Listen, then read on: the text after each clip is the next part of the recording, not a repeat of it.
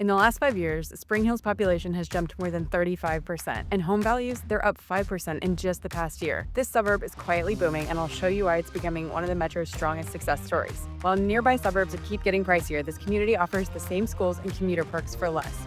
And at the end of this video, I'll share the details of the project that could drive values even higher. You'll want to see this. Spring Hill's housing market is on fire right now, and the population data explains why. You won't believe what it shows.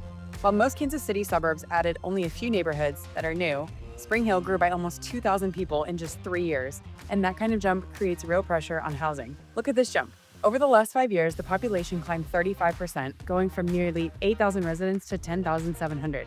And it's not stopping. Projections show Spring Hill hitting 11,300 people by 2026. That works out to a 5% growth rate every single year. Now, keep that 5% number in mind because when we look at housing data later, it explains why homes here are selling about a month faster than they did just 2 years ago. But here's the thing, population growth only matters if the right buyers are moving in. And this is where the area stands out.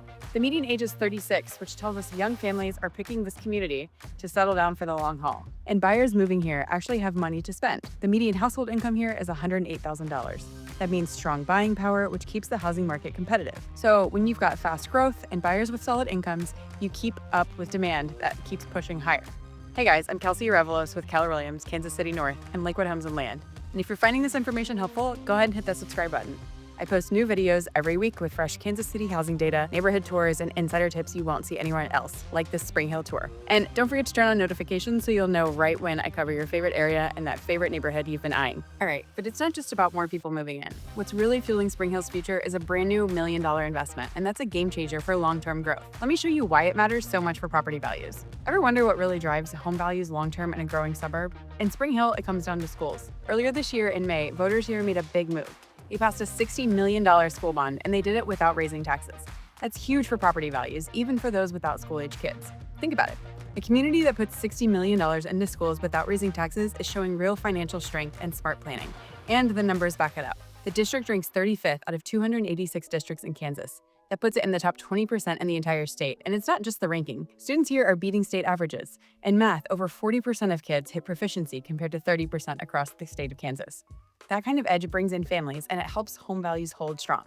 And the high school numbers are just as strong. It has a 95% graduation rate, ranking 17th in Kansas. You don't see stats like that in struggling areas. This is a district performing at a high level even while it's still growing. So what's that $60 million paying for?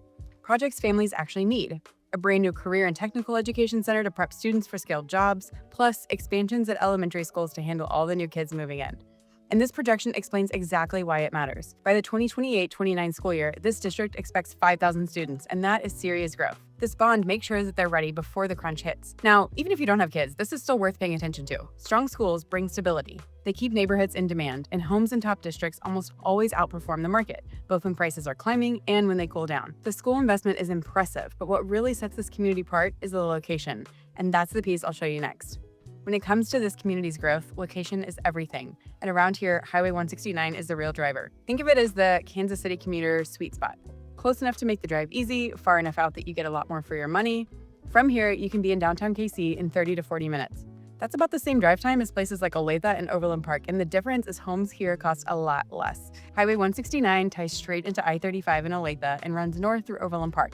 So people living here get the same commuter perks as the premium suburbs without paying premium prices. And remember this for later. When we look at the development timeline, you'll see how one major project was designed to take full advantage of the highway access. The city's also putting money into keeping traffic moving. They just finished a $3 million upgrade at 191st Street and Highway 169 to handle the growth. And this is where the location really pays off. This area sits right between the Kansas City job centers and all the Johnson County amenities.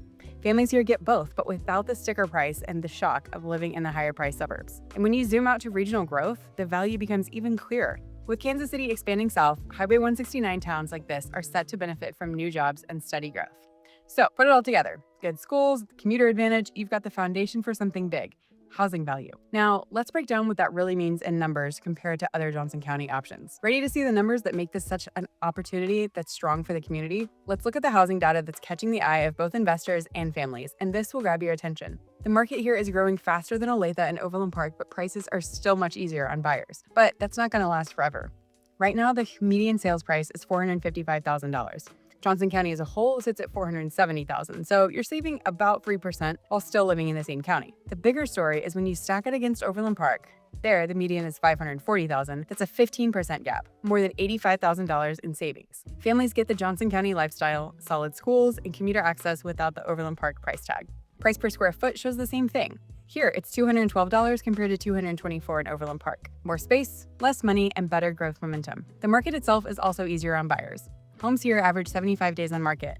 That's balanced. No bidding wars like you still see in nearby communities. The competitiveness score is 43 out of 100. In plain terms, that means less competition, more negotiating power, and more options to choose from. And while performance right now is strong, it's the projects underway that tell me that this is just the start. Next, we'll look at the development pipeline that's about to turn this place from a hidden gem into one of Johnson County's most sought-after spots. What I'm about to share explains why this area won't stay affordable for long and why smart buyers are already moving in. New master plan communities are turning this from a quiet suburb into a major growth spot. Take Dayton Creek. It covers more than 200 acres and shows the scale of investment coming in. Hidden Hills adds 238 single-family homes and 96 townhomes, starting at $355,000. It's built for first-time buyers and young families, which keeps steady demand flowing into the market. Sweetwater Creek brings 72.5 acres of homes on larger, tree-filled lots. It's designed for families ready for more space and a more established feel.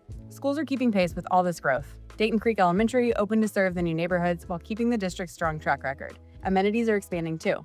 Veterans Park is adding 40 acres of new recreation space. Families get more to do, and that boosts property values over time. The city is thinking long-term as well. A 20-plus year plan for safety and infrastructure is in place, with road and utility upgrades to support all this growth. And that's the point. These projects aren't about quick sales. They're planned with schools, parks, and amenities that support long-term growth. And that tells us that developers believe values will keep rising, and they're building for the future, not just the next sale.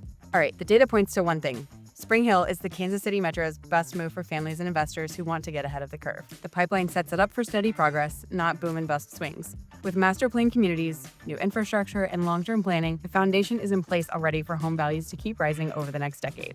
And I have to say, this is time sensitive. Projects finishing over the next few years will shift this community from hidden value to established premium. If you want to explore the area before everyone else catches on, email me at Kelsea@lakewoodhomesandland.com. I'll help you find homes on the market right now, track upcoming projects, and compare different parts of the community. If you thought this area's growth was impressive, wait until you see what's going on in other parts of Kansas City. Click the video on your screen to check out 5 suburbs where home values are jumping more than 20% right now. I'll show you which neighborhoods have the best schools, fastest sales, and strongest appreciation potential. Check it out, and I'll see you later.